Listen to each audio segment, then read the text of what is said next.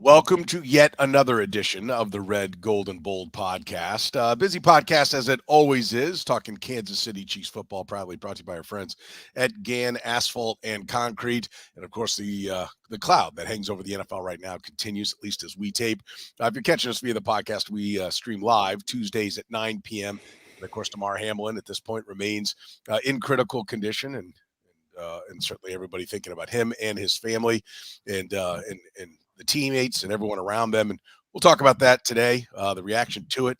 Actually, Jeff Chadiha there on site at the game. We'll get his insights. I heard a lot of them today on the radio in Kansas City, get his perspective on things and how the NFL is going to continue, how the NFL should handle rescheduling this game, how the playoffs are going to work here moving forward.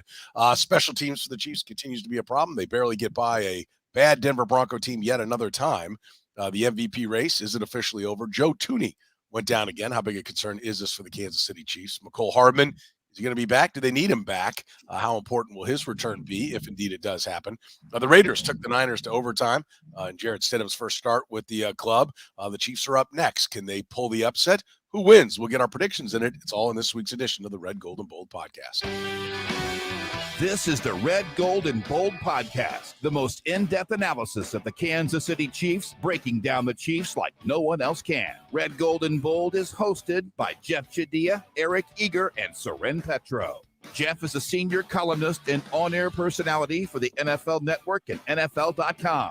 Eric is the senior VP of Research and Development for Sumer Sports. Soren Petro is the host of the program on Sports Radio 810 WHB in Kansas City. Red, Gold, and Bold podcast is proudly brought to you by Gann Asphalt and Concrete, Kansas City's nationally recognized full-service paving and pavement maintenance contractor, making parking lot problems disappear in Kansas City since 1994. Free consultations, no commissions, in-house crews, and every project comes with a written warranty. Find them online at GannAsphalt.com or call 816-484-3338.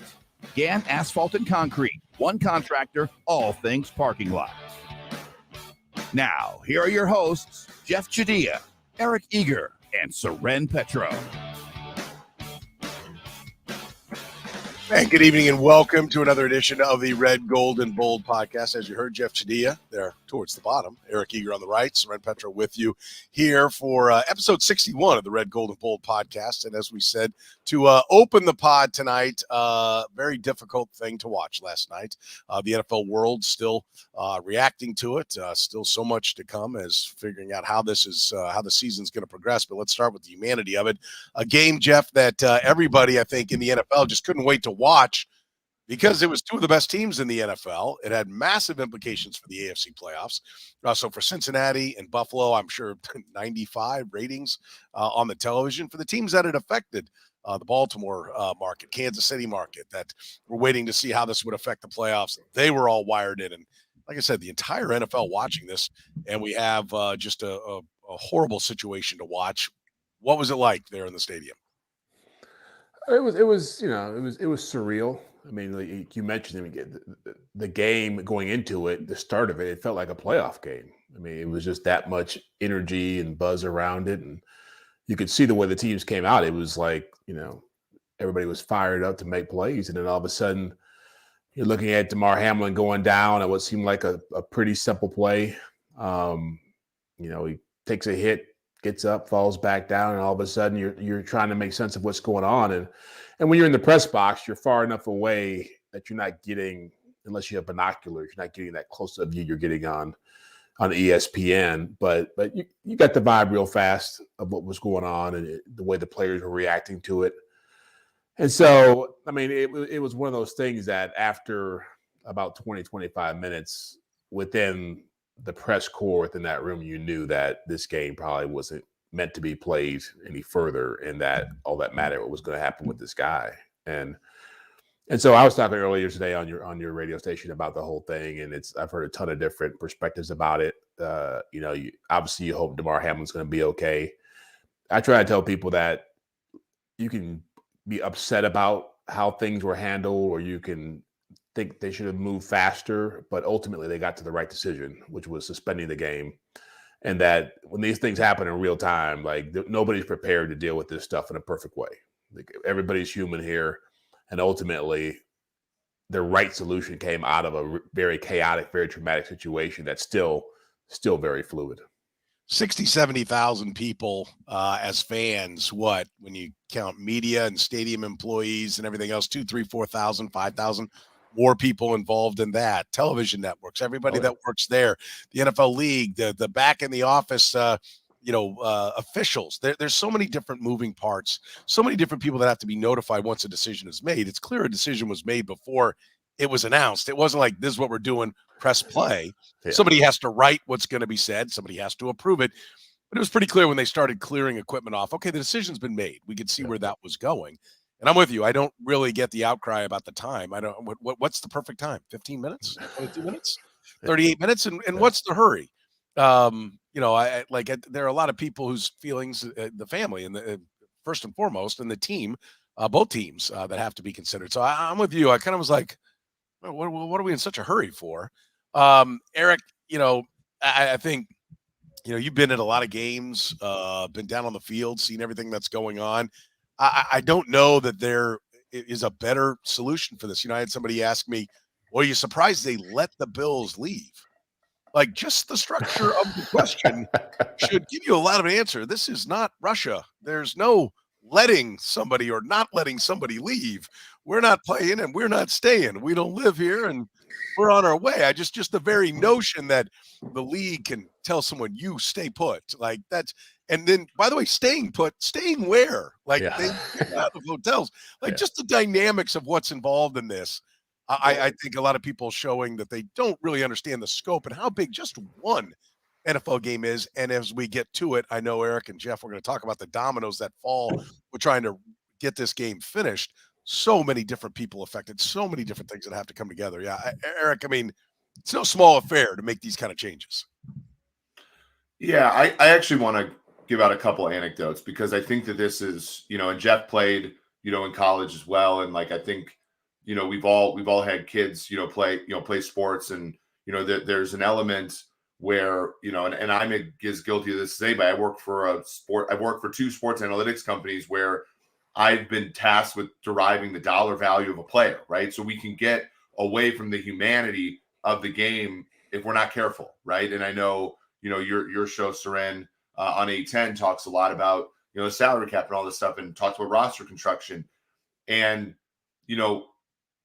when I was a college, player, like every single year we had to watch a video basically showing like all the things that can happen to you while playing football, right? And the craziest part of it where they were all like neck injuries and head injuries and, arm, all this kind of stuff, all this major collision stuff.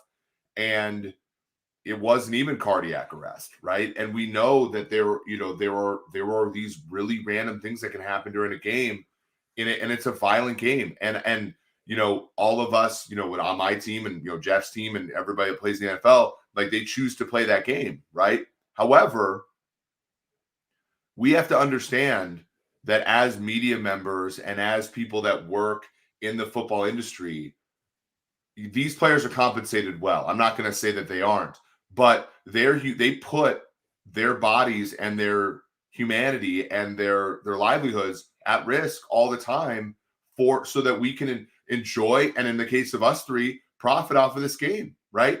And in nights like last night, you have to take a step back and say, enough's enough. When is, you have to know when is when, right? And say, this is a situation where we've gotten a lot of football this year. We got a lot of football during COVID. A lot of these players went through a significant risk to play 2 seasons of football in a global pandemic so that this whole thing could keep running, right? And when a situation happens like last night, not only is Damar Hamlin, obviously fighting for his life right now, but his teammates, the guys that eat lunch with him, that that where they do charity events with him, they do, they're friends with him. Like, we've all had experiences similarly where a close person at work gets sick or, a family member dies. And we have a hard time picking it up that day, right? Mm-hmm. That, we have to acknowledge, and granted, I think that the number of people who are, jerks about this is pretty small. I think most people's genuine humanity shined yesterday. And I thought, McBooger McFarland was terrific. Ryan Clark was great. Scott Van Pelt, and obviously your show, Petro, was great. I didn't get to hear you, Jeff, on A10. But I think like the thing that we have to realize and we have to remember in nights like yesterday really remind us is like we are all a part of this, and we have to make sure that like there's no perfect solution to any of these. But in situations like yesterday, we have to err on the side of respecting everybody's humanity and making sure that we put off what's not important and make the main thing the main thing. Jeff, listen, and I don't think anything's settled as of right now. Words come out. We know the one thing, they're not going to play that game this week. It's not going to happen. So that means it's either going to be declared a no contest, which would essentially, however you do it, if you're going to go by win percentages, then afterwards would be effectively making it a tie. Either way you want to do it, it would have about the same outcome for what it would do in the standings. Or they're going to play it again. Now, I talked with some people, play it the week after. And I talked with some people that seems like a likely scenario, that eliminate the bye week for the Super Bowl, push all the playoffs back, and then play as a standalone game, which, by the way, would get large ratings, a Bengals-Bills game in what would essentially be a Week 19. And I think that's what will happen unless, and again, we don't want to trivialize what's going on, with the family, with Damar Hamlin. I mean, that's number one. And I think the NFL is prioritizing that. And I think everybody's had a lot of great comments in the comment section here about that, and about the people that are questioning that is ridiculous.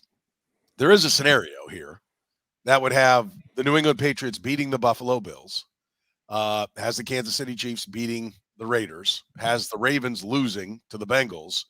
That would essentially freeze at least the 1 seed and would lock the Bengals and Bills into the 2 and 3. That who's 2 and who's 3 wouldn't be decided, would be left undecided.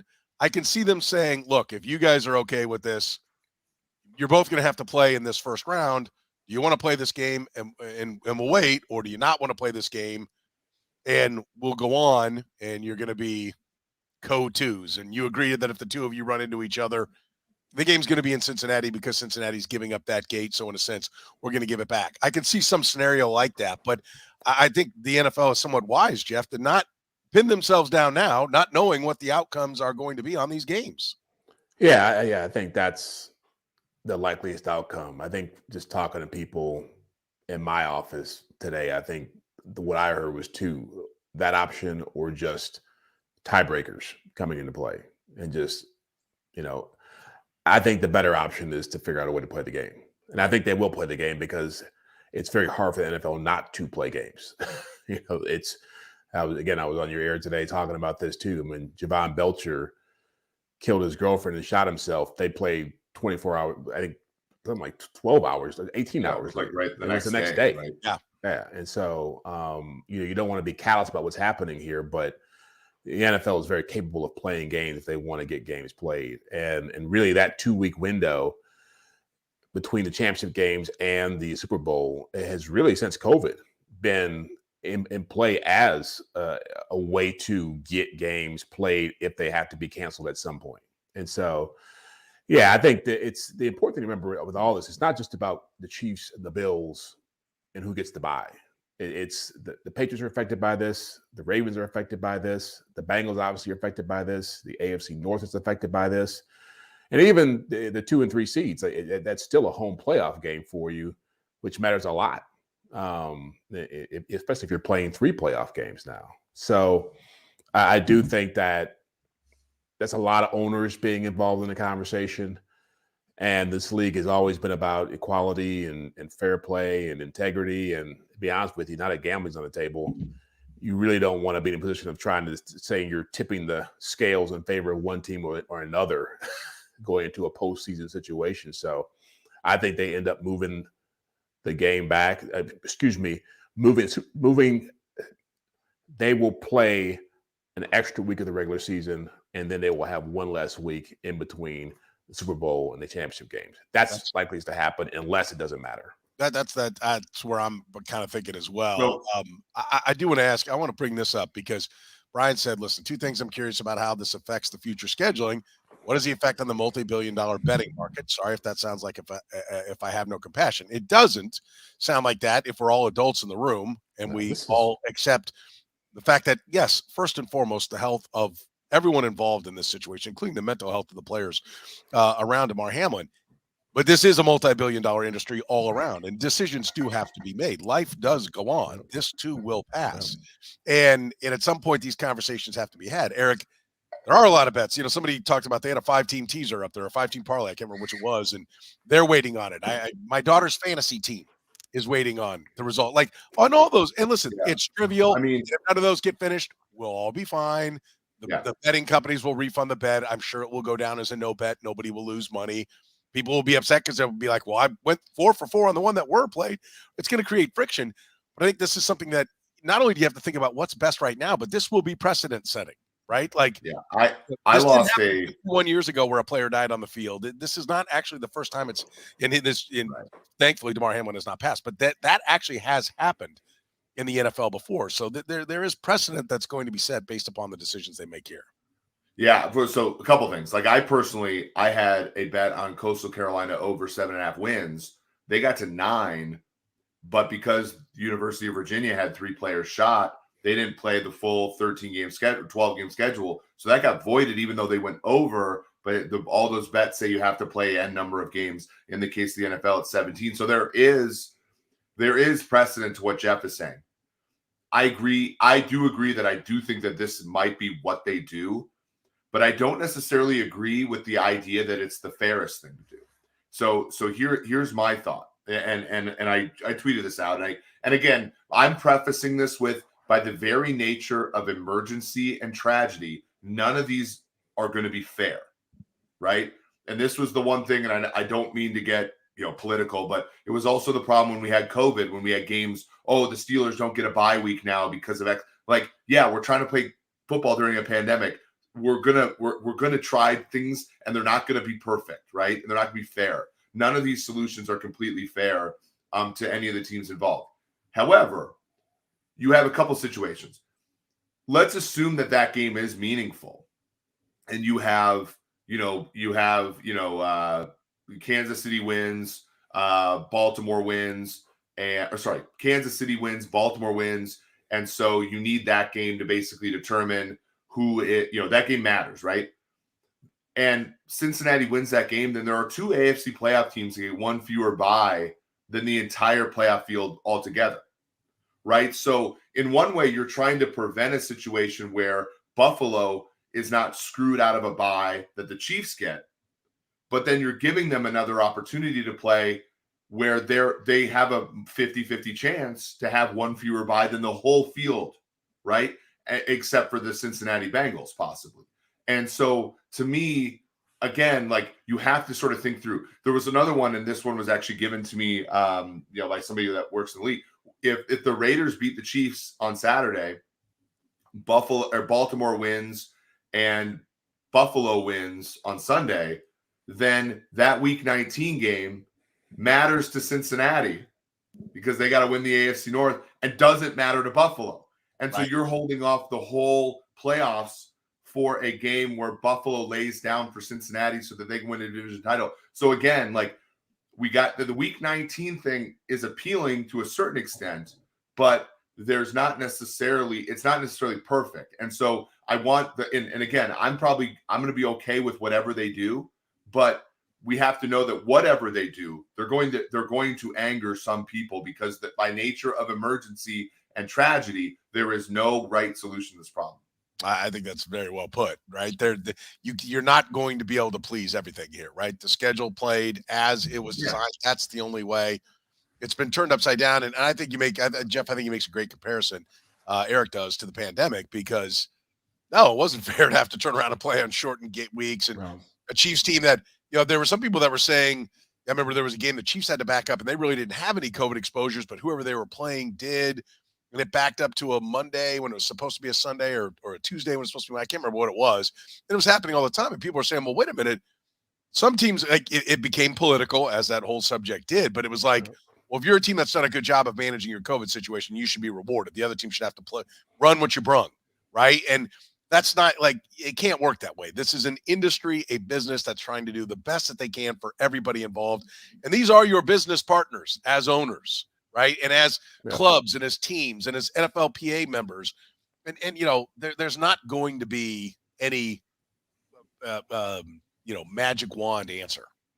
No, and really, I mean, I'll preface this by saying we all understand that there's somebody's life is hanging in the balance here. But yeah, I mean, I think sometimes people underestimate how much one game in the NFL not being played costs so many people.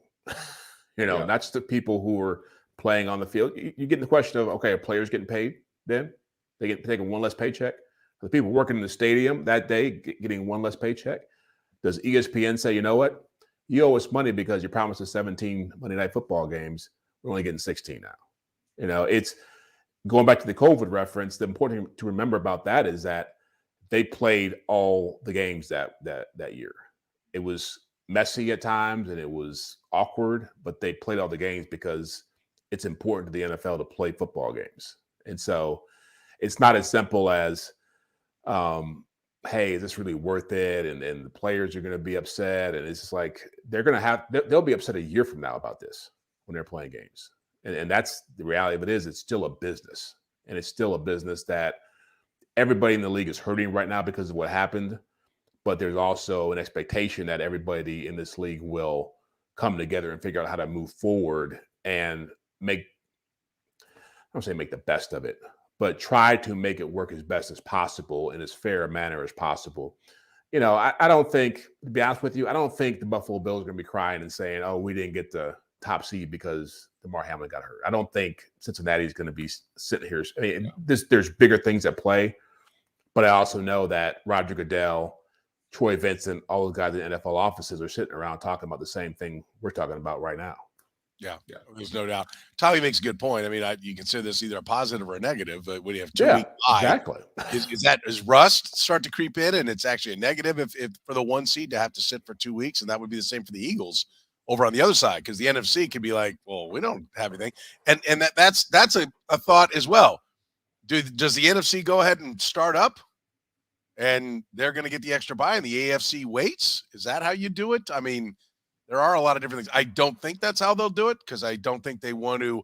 I think they want all the playoff teams to participate the way they're supposed to according to their finishes.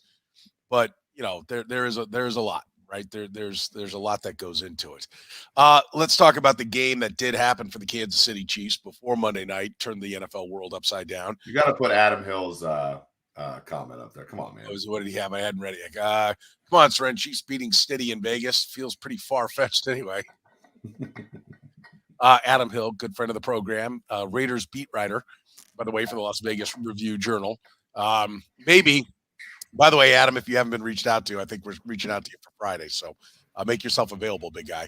But yeah, it actually seems very believable in Kansas City that the Raiders could win that game after what we saw with the Broncos, Jeff. I mean, this was the time I felt like, and as much as Eric's considered the hack, he was at the game. They did manage to win.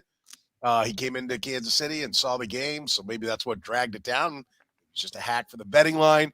Listen, I thought fresh on their minds after a disappointing performance just a couple of weeks before against this team, an ugly performance against the Texans, it was going to be takeout frustration time. And yet again, they find themselves in a dogfight against a team that's going nowhere and had fired its coach that week. How disappointing should this game be after all the others? Well, I mean, you can look at the Raiders. We just referenced them about what happened, how they played against the 49ers. So, and there's been a lot of games with teams who didn't have great records in this league playing against teams that have good records, and the outcome being pretty close. But yeah, I mean, it's not so much the margin of victory with the Chiefs, as far as I'm concerned. It's just how it looks.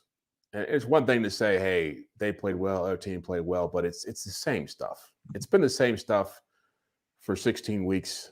It's turnovers. It's the pass defense. It's the kicking game. And at some point, I said this like 5 weeks ago. At some point, you just are who you are. And look, I'm a Michigan fan.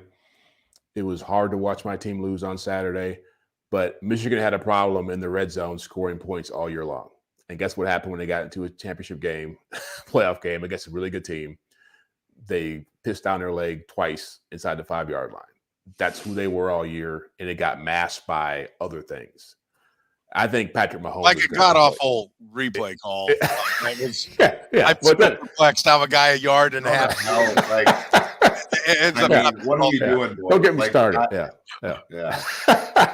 And that is no one says anything about it. Don't get me started. But anyway, yeah. The point being, look, I just think Patrick Mahomes is going to have to play out of his mind for this team to reach the Super Bowl, and he's done that at various stretches this year, so it's very possible. But I mean, the things that happened in that game, I mean, it's so apparent that Tommy Townsend is really struggling with this holding thing now since the Cole quit. I mean, you're dropping the football. It's apparent that it's affecting that whole operation. It's clear that they don't have much time left to fix it. It just is what it is at this stage. And, it's fine to get the win, and I give them credit. Anytime you get a win, I always say you deserve credit for that because they're hard to come by in this league. But yeah, it's after the way they played against Seattle, it certainly was a disappointing effort to put forth this close to the end of the season. Eric, before you defend your honor and how you didn't almost hex this team this week by being in Arrowhead Stadium, what's more important, Jeff? Holding properly for field goals or punting? What's harder to find? Somebody who can, and what's more important, making sure you get every hold down perfectly or being 5 yards of net better in the punting game? Do you have a side you'd vote to? I'm going with the hold. Yeah, I just feel like points matter. They've lost. They do. Points matter, you say. Is that your advantage? Yards or points. Yeah. Yards or points too. They really aren't. They have a correlation that mathematicians like yourself, Eric, like to correlate as into what an average yard at an average field position equates to statistically. Yeah, I mean, are you guys suggesting? I'm open to this, by the way. Are you guys suggesting that they cut Pro Bowl punter Tommy Thompson, or what I'll suggest, because I know Drew has done this before. You should just sign Coy Detmer off the street right now to hold for you. That's what he did in the playoffs in 2000, whatever that was. David Akers was struggling. He signed Coy Detmer off the street to hold in the playoffs. Maybe they should do that, by the way. That's a great that fourth tight end then, boy. That fourth tight end can't be on the roster. It can't be active. That's a great historical poll by the youngest guy on the show. Yeah. But anyway. Don't be making me laugh, Jeff. It's really painful. But I mean, look, desperate times call for desperate measures. I mean, they do probably have to go in and consider getting a new holder, because I mean, you can't, I was watching this game, and again, everybody can laugh or whatever, but I dead ass was up in my seats thinking, am I the problem? Because they're losing and the Denver Broncos suck. And here's the other point, Jeff, and we talked about this when we saw the Chiefs beat Houston. The Broncos averaged 4.7 yards per play, which is below average, right? Chiefs averaged 6.4 yards per play. Again, they outgained their opponent by 1.7 yards per play. I think it's the most irrelevant stat. Sam McDowell saw this stat 2 weeks ago. Yeah. They outgained their opponent every single game, and they're 13. Last time I checked, boys, 13-3 is a good freaking record. Absolutely.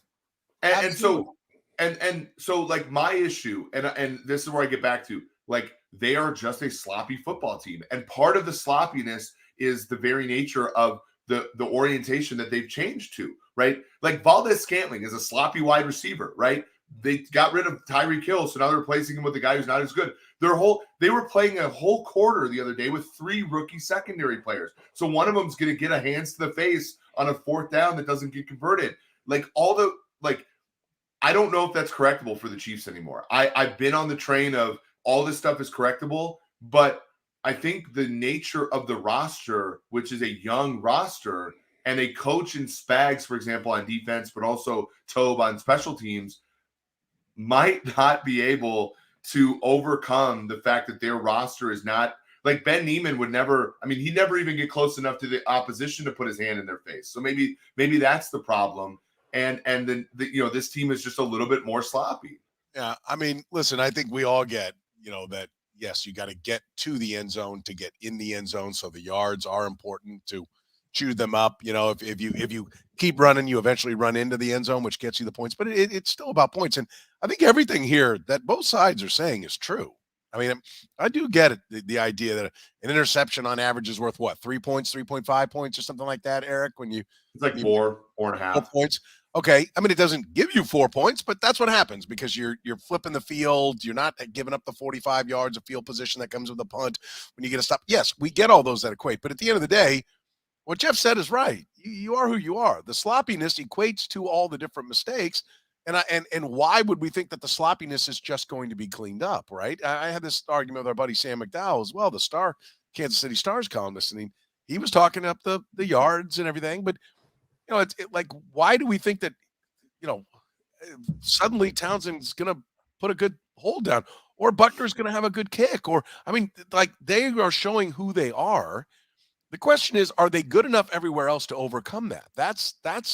I think the answer is yes in most cases, right? Like, don't you think? Not against Buffalo or Cincinnati. But they lost to Buffalo and Cincinnati by a combined 7 points. But they lost. But they lost. And they had turnovers and missed kicks.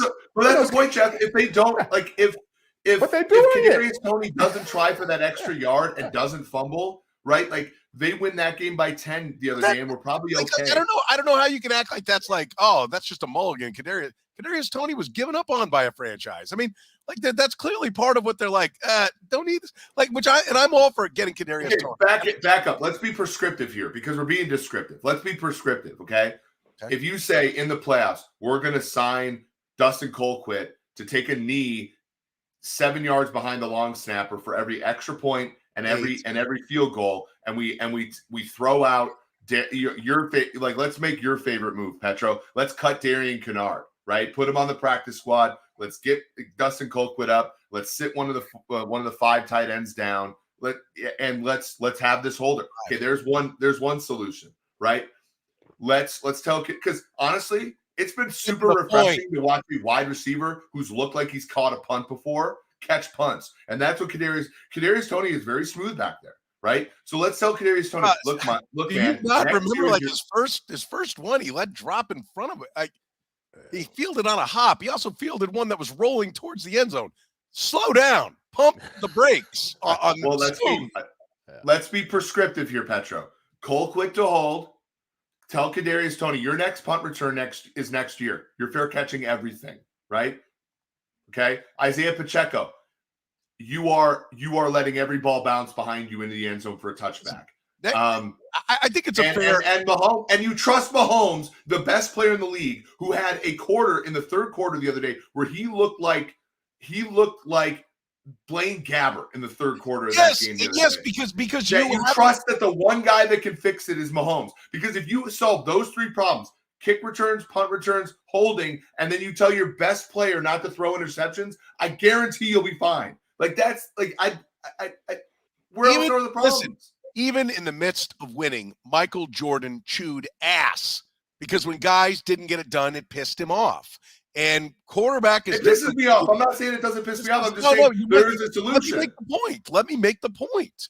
It pisses off Patrick Mahomes, and you get the kind of throws that he made in the end zone because he's trying to do too much. And I listened to Tim Grunhard today say, well, let's be honest. Patrick Mahomes can play bad. Yes, he can. And he did. He had moments that the interceptions, he's had a number of interceptions that were not good throws. But what's at the inspiration of that? We've also seen him play where it looks like he can do no wrong. He's been successful. I think part of it is he's gotten away with some playground plays, right? Like, and I think this is what, when Mike Sando wrote that piece and one coordinator called it playground football, or what was he called, street ball or whatever. I mean, I don't think the guy meant it as a negative. He's like, he runs around and does these things.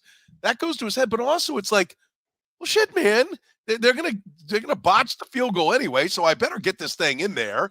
And somebody's gonna screw up fielding the punt. So we need 7 every time because I've got to prepare for the 11 points we're gonna crap away this game because we do it every game. And to your point about making all these, they were so close to beating the Bills and Bengals, but they didn't because the mistakes cost them against good teams. Yeah, I will say though, I have seen the progress that we're seeing in Mahomes, and we talked about this. I tweeted about this before the show at Eric Eager _, by the way, if you want to follow me on Twitter. I tweeted this out last year. What was I saying? The offense missed. The offense missed Mahomes, Nookie Blanky running back guy, the Kevin Falk, the Danny Woodhead, the Deion Lewis, the Shane Vereen, the James White. And I got to tell you, when that game got crappy the other day, right? And Mahomes missed MVS by 10 yards. He underthrew MVS on the deep ball. And he missed, he grounded balls. He was making mistakes. He threw the interception.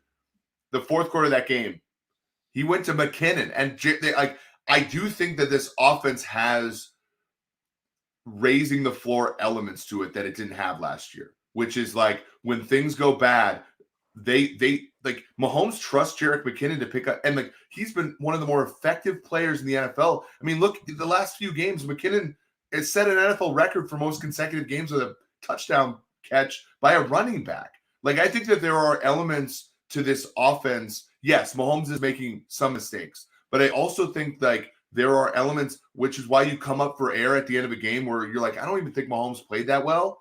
And there's 6.4 yards per play. Mahomes has 3 touchdowns and 328 yards. And I think like that when they lost to the Bills early in the year, and I know McKinnon played against the Bengals, but like when I think of the difference between this team and last year's team, it's kind of Patriots-esque where like we're watching the games and you're like, oh, that doesn't look all that impressive. And you come up for air and they're 13-3 and they're putting up great offensive numbers.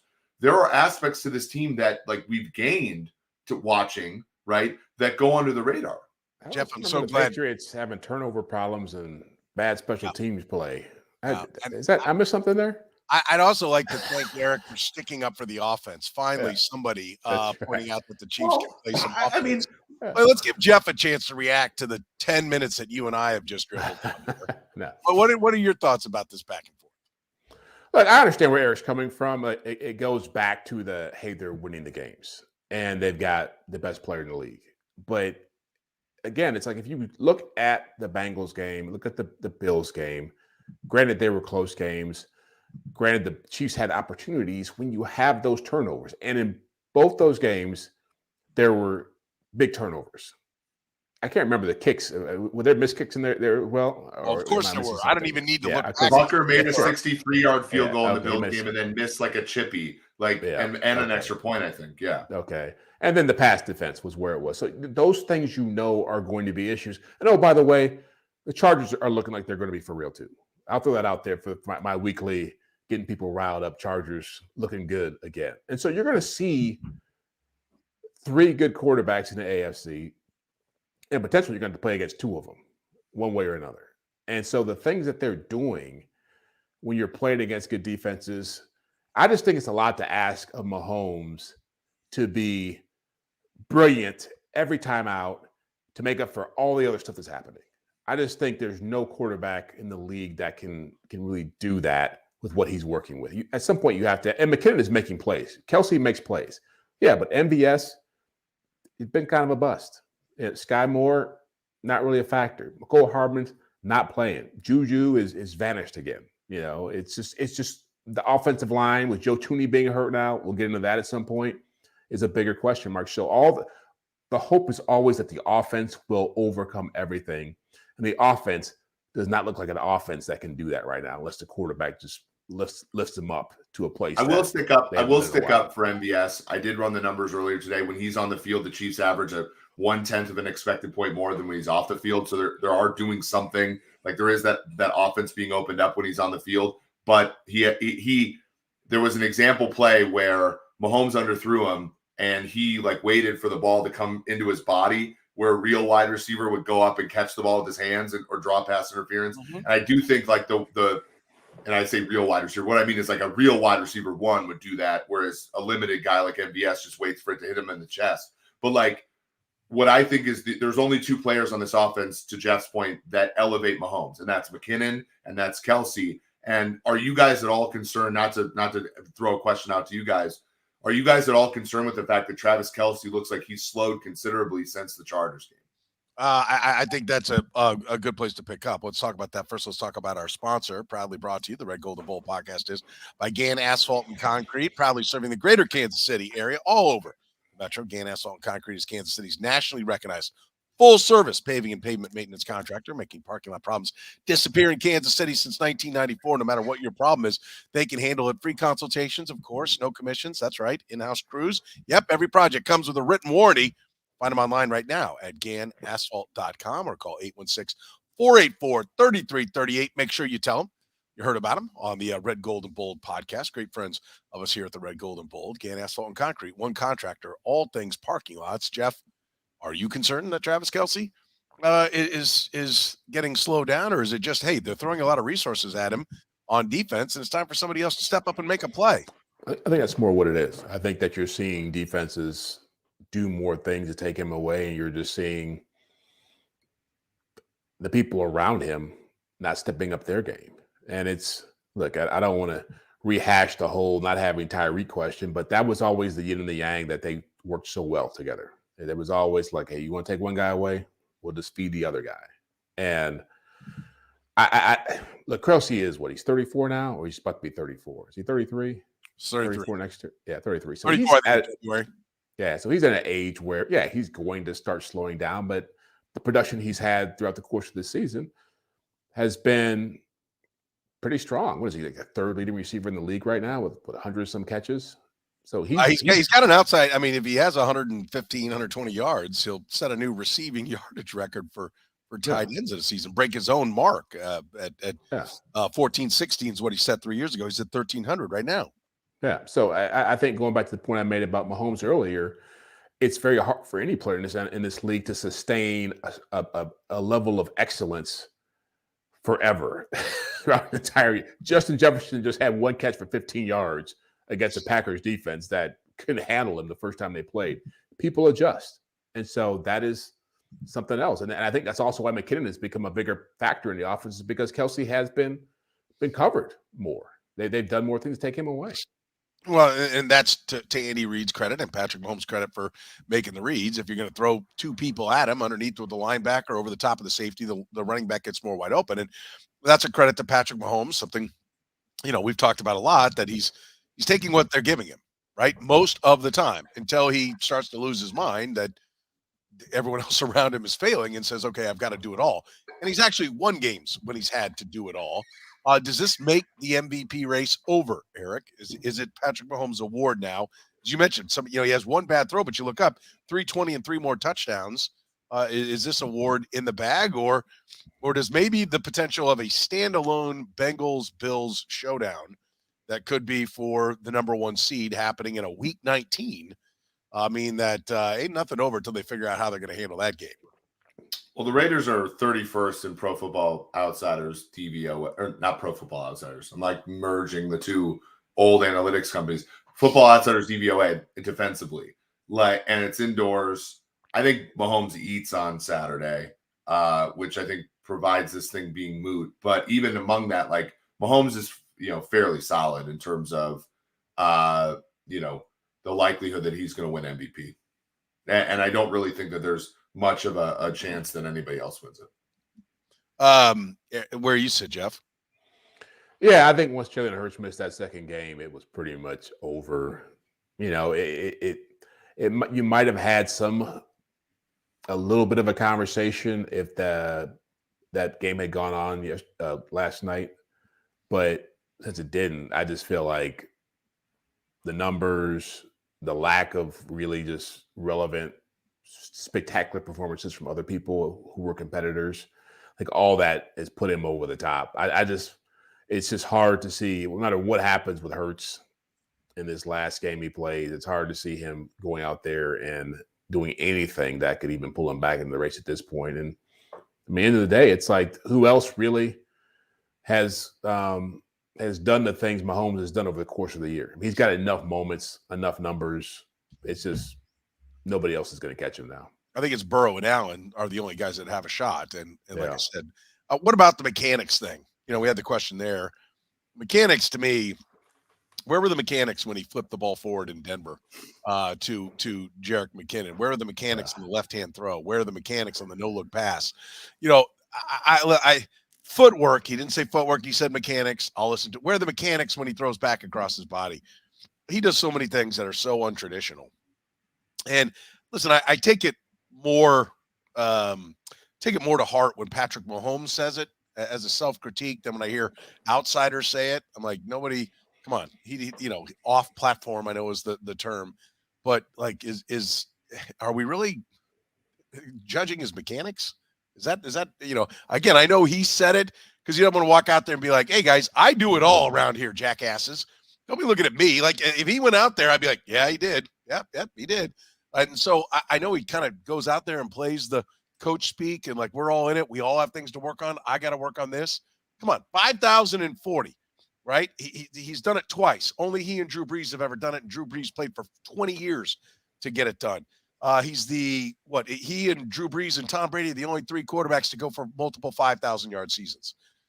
40 touchdowns has been done 15 times in the history, or is it 20 times by 15 players? I think it's something like that. He's done it twice. I mean, come on. Mechanics. This guy. Well, I think what happened, I mean, he took a big hit and like was limping at one drive.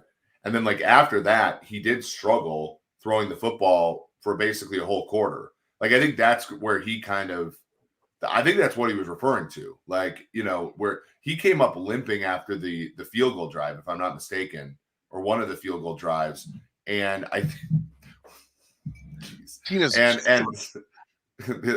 I think Tina's given you like 7 different pieces of advice. We should point out, if you're catching the podcast, you're not seeing me pull my mic down and cough like every 7 seconds that everybody that's watching this. So I do apologize for that. I can't decide what's better. Do I just turn off the camera as well or what? So, and Tina's been offering me all kinds of different throat remedies. So I'm battling. Yeah, battling. But a little. He was limping pretty hard after one of those hits, right? And then like after that, you did see some bad throws and stuff like that.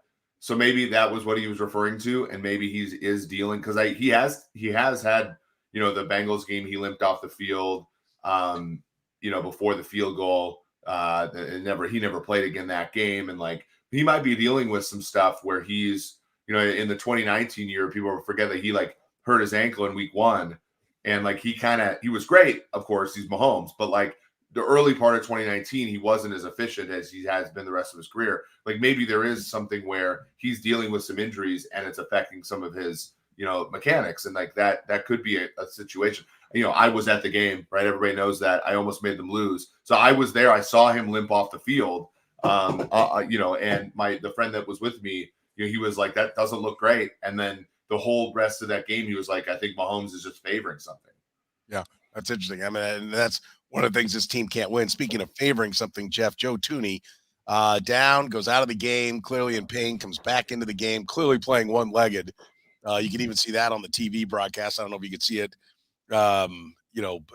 for you, Eric, in the stadium, but he tried a couple of plays. I'm like, what are they doing there? He's playing one-legged there. They've got to get him off the field. He's too important for the big picture. I mean, I appreciate the guy. It's like a baseball pitcher telling, I got one more in me, Skip. Like, where's the catcher to be like, he's got to go. And they did ultimately take him out. But how concerning is Tooney's injury? I think it's huge. I mean, of all the linemen that I'd say you could at least afford to lose, he'd probably be number 1 and Creed Humphrey would be 2. I mean, I think you're talking about, we've talked all year about the tackle situation. And if you're talking about having the player who's your best option at left tackle, if somebody say he may be the best option right now at left tackle, but certainly if Orlando Brown goes down, he's the guy who move out there. And you're talking about interior pass rush getting after your quarterback. I think it's huge. Going back to the question you just asked about Mahomes and the mechanics stuff, I wish there was more detail in what he was specifically talking about, because I've had people in the league tell me that when he's been throwing interceptions, it's more about what he's seeing, that he's not seeing the field the way he needs to see it. And you saw that in that game the other day, where it's like, that throw that the Broncos safety picked off Justin Simmons, like he just didn't see the guy. And so I worry less about him figuring it out because he can't do so many things physically because he's so gifted. But yeah, there's times somebody who I know who played quarterback in this league a long time at a very high level said, if you go back to that Denver game, the first one, he made that great play to McKinnon. Before he left the pocket and found McKinnon, somebody was wide open on the other side of the field running a post corner that he didn't even see. And so to me, that's about trusting the offense. And when you're losing linemen, to bring it back to the question you just asked, when you're losing linemen, and you've got receivers dropping passes, how long does he trust the offense to do what it needs to do, or does he start pressing and making mistakes that cost him in the postseason? Eric, you've long talked about the value of the left guard, Joe Thuney. How concerning is it for Joe Thuney if he's down, for the Chiefs if Joe Thuney's down? Yeah, I mean, I think it makes Orlando Brown better to have Joe Thuney next to him. I think that goes without saying. I think it means that you have to use a tight end or somebody else to chip on, Orlando Brown's side if Thuney's out. That hurts because, and Blake Bell being back really helps. He did catch a touchdown. They left him wide open. So there's certainly help on the way with a blocking tight end there. But, given the state of the Chiefs receiving core, you don't really want to be keeping tight ends and backs in the block. So it does limit what they can do. They've also been, until this week, very, very good running the football. And most of that, and I said this the other day, Jerick McKinnon and Isaiah Pacheco are 15 and 16 in the NFL among running backs in yards before contact per carry, meaning like they're in the top third of the league in like how far they get down the field before they get hit. That's a testament to how well this offensive line has played in the run game, especially of late.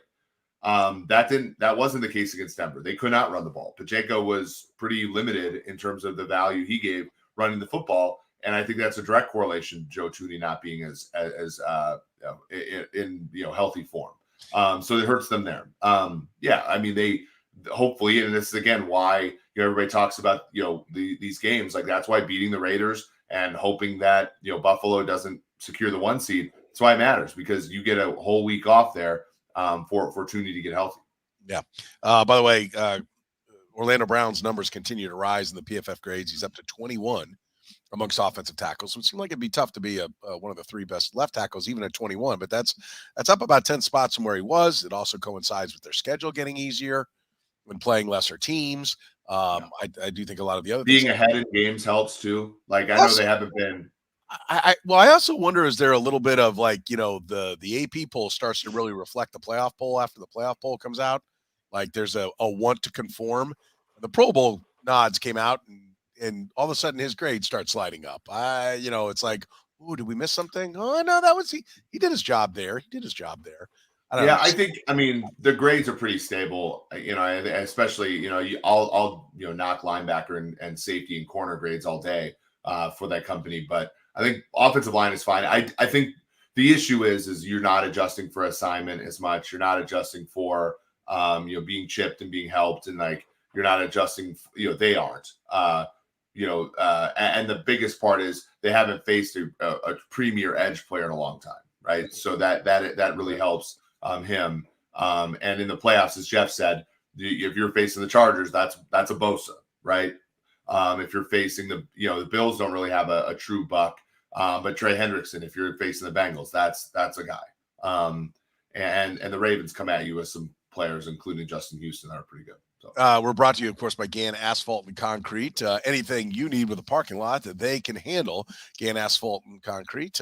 Free consultations, no commissions, in-house crews. Every project comes with a written warranty. Full service paving and pavement maintenance contractor. Find them online right now at GannAsphalt.com. Jeff, how much does this offense need Mecole Hardman? He's in the final 7 days of his window to be returned. Sky Moore not at practice today as we tape here on a Tuesday because of a laceration to his hand. So there's a need there. Cornell Powell ain't going to be the answer. He had been up as a wideout playing exclusively on special teams, maybe had a snap or two on offense somewhere in there. But how important is it for Mecole Hardman to get back for this game against the Raiders? And because if he doesn't come back against the Raiders, he ain't coming back. Now, I guess they could activate him and still just leave him inactive that day and play that game. But how important is Mecole Hardman towards this team's chances of winning a championship? Well, as much as we've bashed Mecole Hardman over the years, he does serve a vital purpose in that he's a true deep threat. He's somebody who can hurt you with speed, and he can open the offense up horizontally, just with jet sweeps, with jet motion, with all the things you do pre-snap. He makes it easier for the quarterback to be able to decipher defenses and to find mismatches, to be honest with you. So, yeah, I think he definitely needs to be a part, because there's nobody else who really does that. MBS, again, it'd be great if he serve that purpose to a certain extent in Green Bay, not to the extent that Mecole does it here or Tyreek Hill did it here, but you still need somebody to run down the field and stretch a defense. And that's, you talk about Kelce, that's one problem he's probably having now, as far as the middle of the field is not as open as it used to be. And really what's open is the check down stuff to McKinnon or whoever else is running opposite Kelce on the intermediate stuff. So yeah, I certainly think to have somebody who could just run down the field 60 yards and chuck it up to him, even if he doesn't catch it, it's nice to have that option in your offense. Is there a way to quantify what he means, Eric? Yeah, I mean, he's not really a deep threat though, right? Like his average depth of target has been like one of the lowest on the team. I mean, it's he more runs fast. He runs fast. Like, I think horizontally, yeah. he's a humongous threat to this, for this team. And to me, I think where they miss him the most now, this team has not been as bad in the red zone. We've seen games where they've been bad there, but in the red zone is where he does so many good things. I mean, you look last year, right? So the final 4 games of the year, Denver, Tyreek Hill was injured, but he had 8 catches for 103, and a rush for 10. In the Pittsburgh game, he had 4 for 43.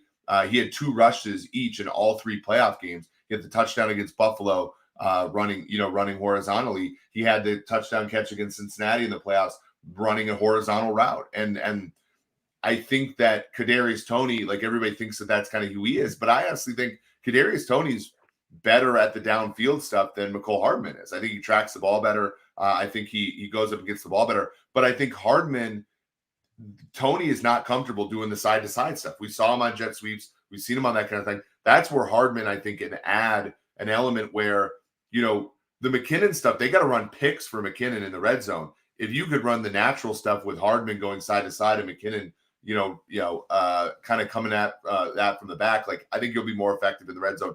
And against teams like Buffalo and against teams like Cincinnati in the playoffs, you're going to have to score touchdowns on almost all your red zone opportunities to win those football games. I think Hardman plays a point in that. I think scheme means a little bit more here, Jeff, than maybe. First of all, Kadarius Toney, I watched him a lot of Florida. I liked him. I wanted him for the Chiefs. I thought he'd be a good fit because I thought they'd get him in here and coach him up. He mostly got the ball in glorified handoffs in Florida.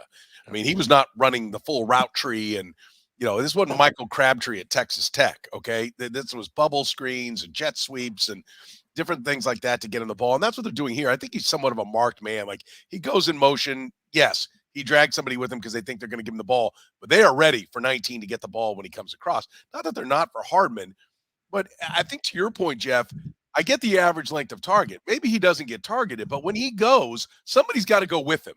Yeah. You leave no one, even MarquezValdes-Scantling's body catching ass, when he goes long, somebody's got to go with him. And when you got to go with them and they go fast, that stretches the field. Like the point isn't necessarily that Hardman catch the ball. The phrase take the top off the defense, not score the touchdown, take it off, push it back, open it up. It's the threat. He still has to be covered, even if he's not going to get the ball, because if no one covers him, they will throw him the ball. Yeah, exactly. And really, I haven't done any kind of deep dive on this stuff, on what it's been like with him out of the offense, but I'd almost guarantee you that the amount of run after the catch, guys having opportunities to catch the ball and do something with it, is probably more noticeable when he's on the field, because once that defense gets stretched, all of a sudden guys have more room to operate. It feels like when I watch their offense, guys catch a pass, a couple yards, and they're down. And that's fine, except for McKinnon, who's catching it in a different part of the field. But that's fine for now when you're playing against lesser teams. But again, and Eric makes a great point too, within the red zone, it's a factor as well. But it feels like DBs sit on routes with this team now. It feels like they're just hanging around about 12, 15-yard area and mucking things up. And when you have a guy who can run 4.3, trust me, they're not going to sit around. Not everybody can do that and be successful. Yeah. We'll see how it plays out, and hopefully he is. Yeah, I mean, with McKinnon, with Hardman and MVS, and like you have a vertical ability to stretch the field vertically and horizontally, and that does open things up for Juju and Kelce. And we have just seen, like, without Hardman in there, Juju got injured as well, but like Juju's numbers have fallen off precipitously since the early part of the season where he was very effective. So I just think, like, the more bodies you can throw at this, the more differentiated wide receiver core you can have when you go into the playoffs, the better, because they don't have like a number one wideout right now. The Raiders, bad football teams find a way to lose close games, and they found a way to lose that one against the Niners, although they gave him one hell of a scare. Jarrett Stidham maybe gave him a jolt. I'm a big believer good football teams, which the Raiders aren't, will rally around a backup quarterback for one game. I'll give some credence to that maybe was at work. Also that, maybe the book's starting to get written on Mr. Irrelevant, Brock Purdy, and, the Niners still hung a big point total out on the Raiders. So where's the fear factor of the Raiders' performance in a loss against the 49ers and their performance, putting a hell of a lot of fear into the Chiefs in that first game? I look at it, that first game to me was more of an indication of what the Raiders can be if they're really focused and if you're really getting – now, I don't know what Josh Jacobs is going to do in this game. I think there's some questions about his availability, which would affect their offense tremendously. But I was surprised with how they played against the 49ers, which tells me they're not going to come in here and lay down against the Chiefs in the finale. I think certainly Josh McDaniels sees something in Jarrett Stidham that he wants to maximize as they try to evaluate what they're going to do with their quarterback situation.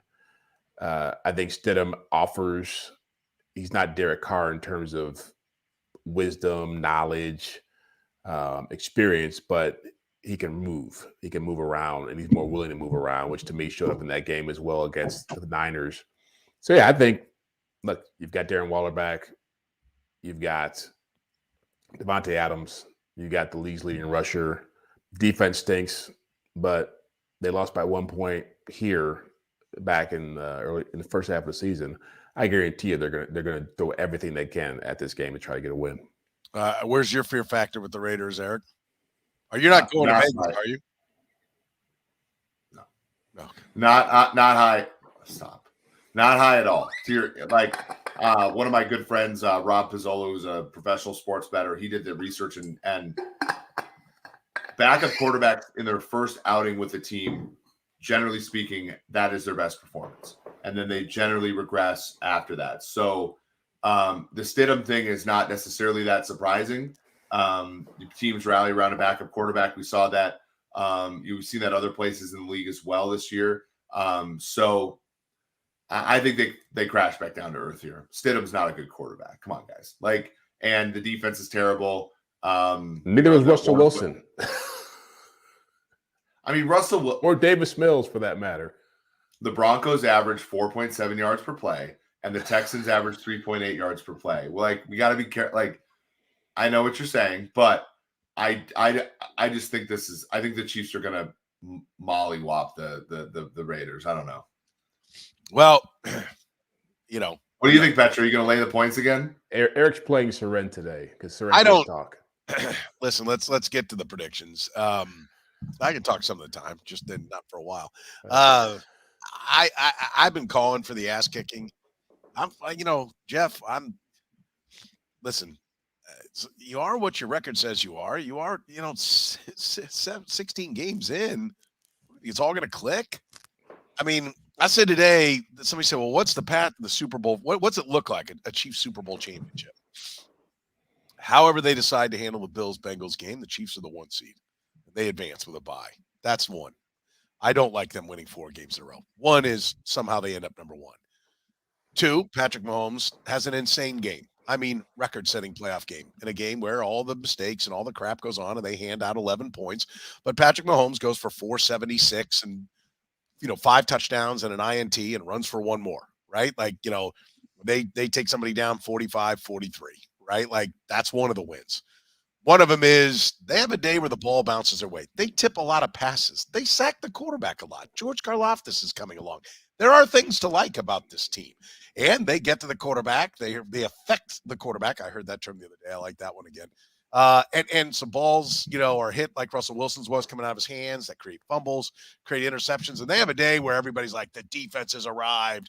This is it. And they win a game, probably 31-27, and they do it with a defensive score and +3, right? On a day that Mahomes isn't so hot, tries to do too much.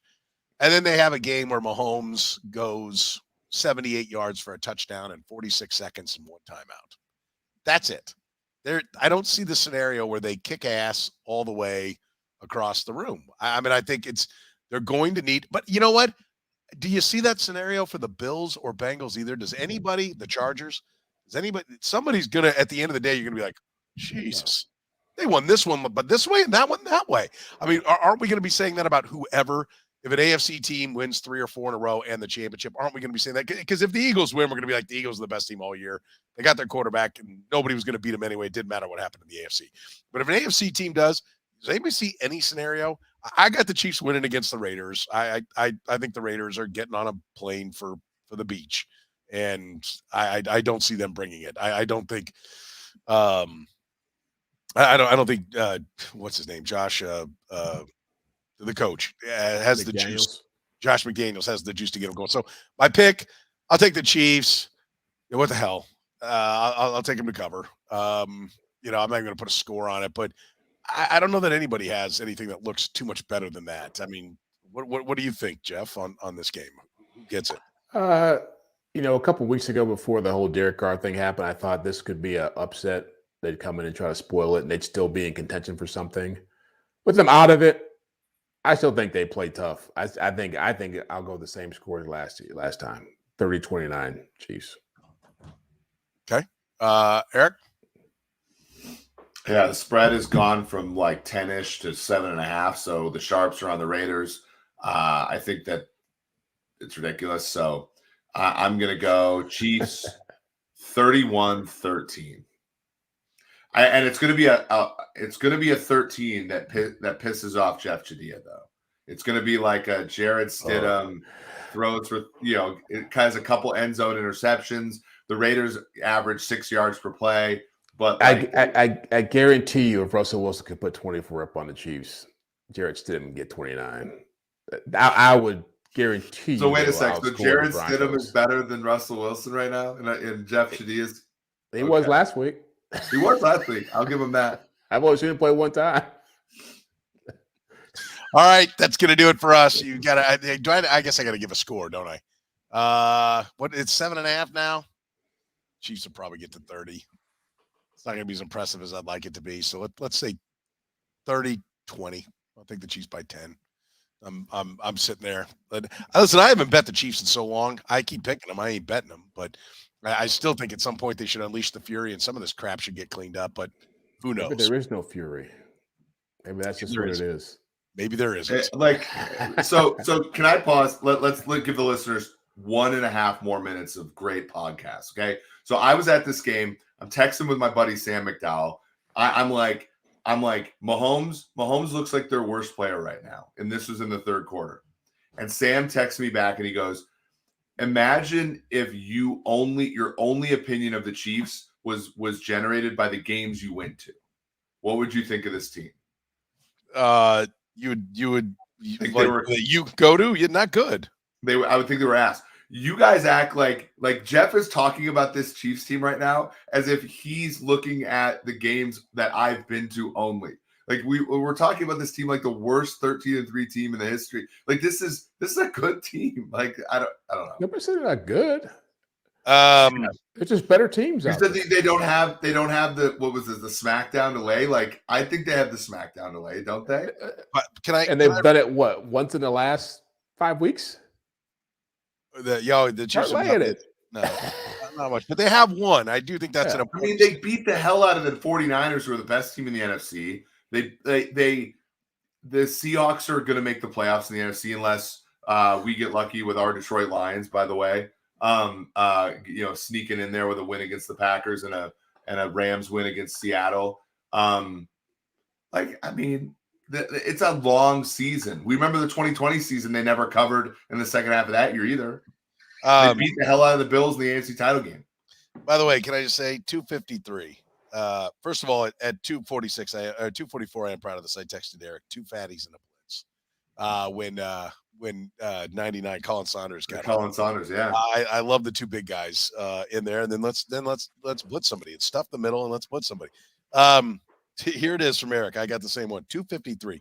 Mahomes has been their worst player today. You want to take that back? Well, in the fourth quarter, he was better.